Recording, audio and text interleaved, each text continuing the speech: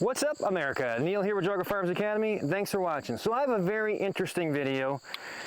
This was a concept. This is a new technique, I guess I should say, that was developed by me and by accident, one of my private clients, one of my long-term guys. We were doing some one-hand manipulations and we were discussing how to clear malfunctions with one hand. And accidentally, my client didn't do the technique as prescribed, but it turned out that he found a better way to do it. And as much as I'd love to give him some awesome credit and like name it after him, I don't think he wants that that notoriety. But I'm going to show you guys, and this is again an advanced technique, so if you're just into shooting, if you don't know, if you can't describe what a type 1, type 2, and type 3 malfunction of pistol is, like blindfolded, this is not for you, okay? This is for more of my advanced people out there. This is just me sharing a technique that has changed the game when it comes to this particular deal. Now, this is already a terrible worst case scenario. We have a malfunction in a pistol, and due to injury or whatever the case is, we only have use of one hand. I'm a big proponent in my training of one-handed use in general. I think it's it doesn't get the training that focus that it should. As a police officer, you know, we're doing stuff all the time one-handed because we live in the real world. We're opening doors and moving things and moving people and who knows what. And of course, like I said, there's also an injury factor there.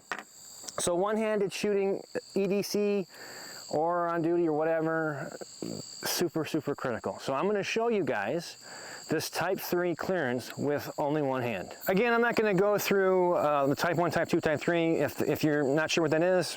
This is just for entertainment. But as you know, you cannot clear a type 3 by your traditional method of tap and rack like you can the first two. So let's take it, oh, and by the way, everybody always wants to know, it's a Walther PDP Pro. It's completely bone stock, other than the light in the Hollow Sun, which I have the 507 comp on it, if you care. That's what I'm running in its complete stock form. By the way, we're on a private range, which is mine. There's no one else around but Kim and I, so there's that. But we have effectively set up our type 3. Traditionally, there's two ways to clear this with two hands. One would be to be able to grab the magwell or magazine, rip the magazine out, which is really difficult with the magwell on here. And then we would take this port, turn it towards the ground, clear it completely out, come back into our workspace, load the gun up as we normally would, then we're back in business, okay? Obviously, doing that with one hand is going to be quite a treat. The other way, the new 2.0 way of doing that with two hands, this is the bonus part of this video, I guess. Setting it up again, okay, would be to be able to rip the magazine out, immediately reinsert it towards the ground, and bang. Okay, I don't have yours on, so I will prove to you right now, there it is, that it definitely was in there. So that's the way to fix it, but now we only have one hand. Here we are, set up with our double feed. In this case, I will not be using my support hand at all. I only have one hand on this gun. So the first thing that we have to think about is that this gun is jammed up really right now because there's two springs in conflict. You have the magazine spring pressing the round into the chamber, trying to. You already have a round in the chamber that didn't get extracted or whatever the case is. And you have the recoil spring trying to pull the slide forward. So you have these two forces. So the way we would do this is we need to relieve the spring tension. And since we only have one hand, in this case, since I have an optic on here, or if you don't have an optic on here, this is why metal combat sights are critically important. So on the Walther PDP, the one thing, if I could knock the gun at all, I think it's incredible, but if I could, it comes with these Glock adjustable plastic sights. They do have what they call a combat edge, that edge right there, but they ain't gonna last very long. So I would rip those off and put any Glock metal sights that you like with a combat edge.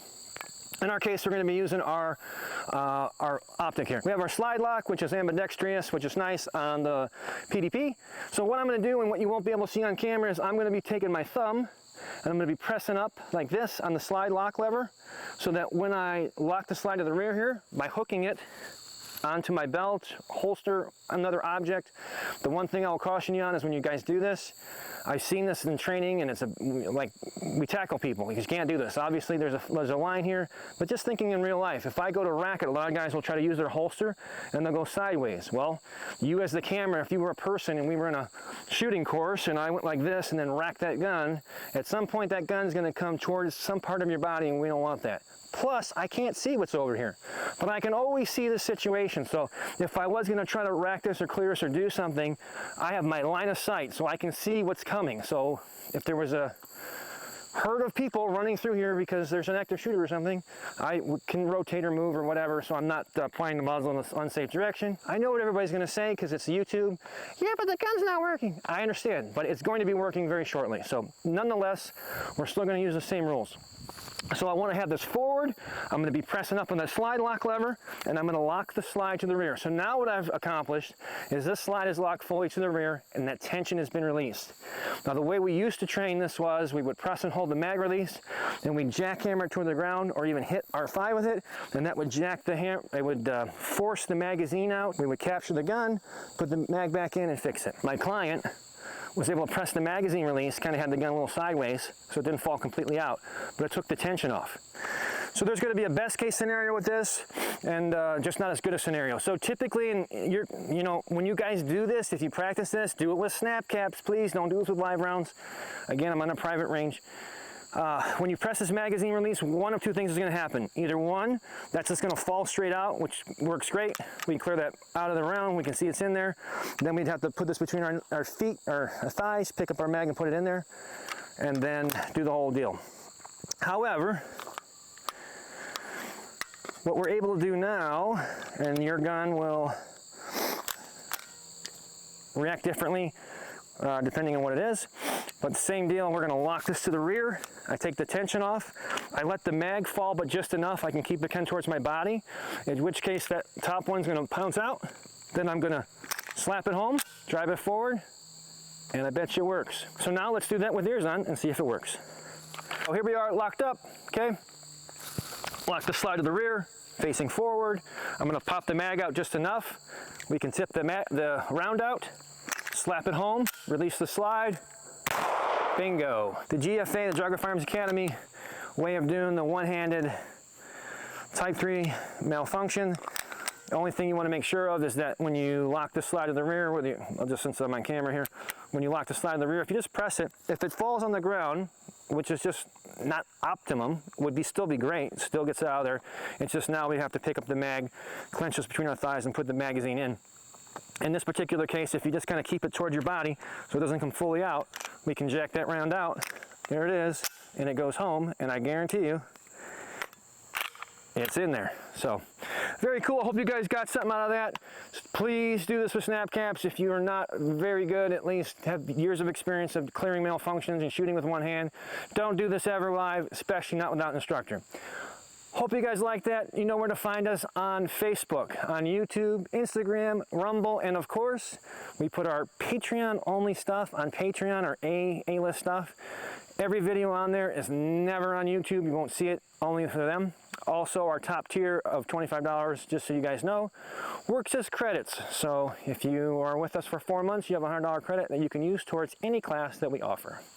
And that's unlimited. So until next time, remember, it's always better to be judged by 12 than carried by 6.